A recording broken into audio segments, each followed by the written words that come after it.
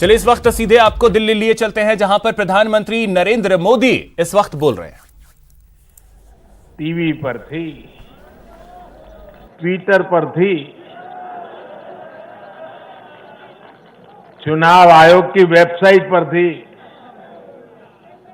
लोकतंत्र के प्रति हम भारतीयों की जो आस्था है, उसकी मिसाल पूरी दुनिया में कहीं नहीं मिलती।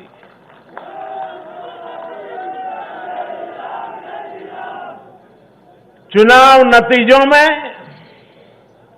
हार जीत अपनी जगह है, लेकिन चुनाव की ये प्रक्रिया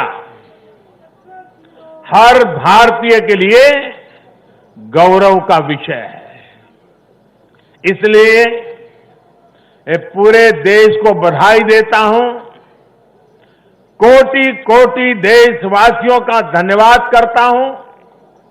इस चुनावों को सफलतापूर्वक, शांतिपूर्वक संपन्न कराने के लिए चुनाव आयोग, देश के सुरक्षा बल और स्थानीय प्रशासन भी बधाई के पात्र है।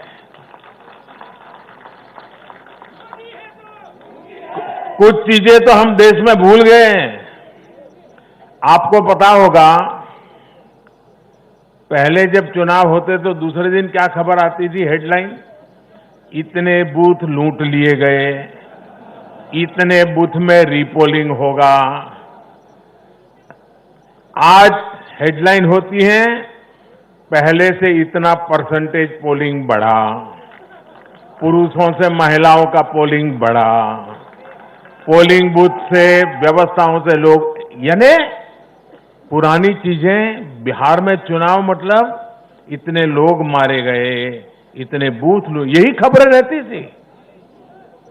एक भी पोलिंग बूथ में रीपोलिंग न होना, शांतिपूर्ण मतदान होना, और कोरोना के कारण मतदान कम होगा, ये सारी आशंकाओं को जहां जहां चुनाव हुआ लोगों ने निरस्त कर दिया। यही तो देश की ताकत है।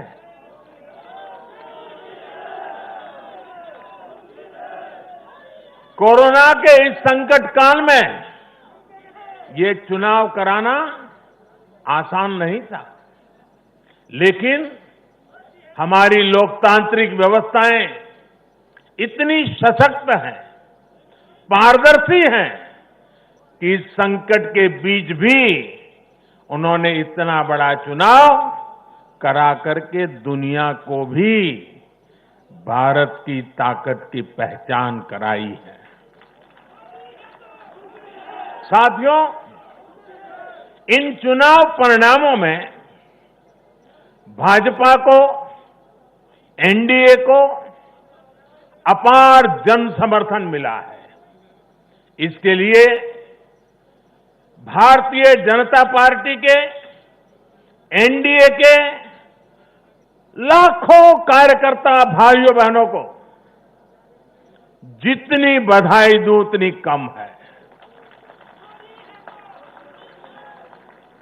मैं हर कार्यकर्ता को, उनके परिवारजनों को हृदय से बधाई देता हूं।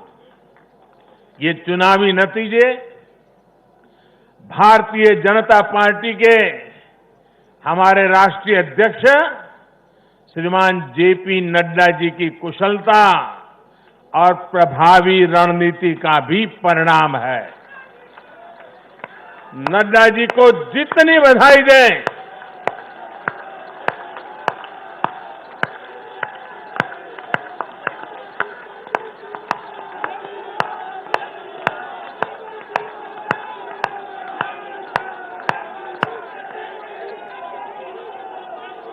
मैं कहूंगा नड्डा जी आगे बढ़ो, आप कहिए हम सब आपके साथ हैं।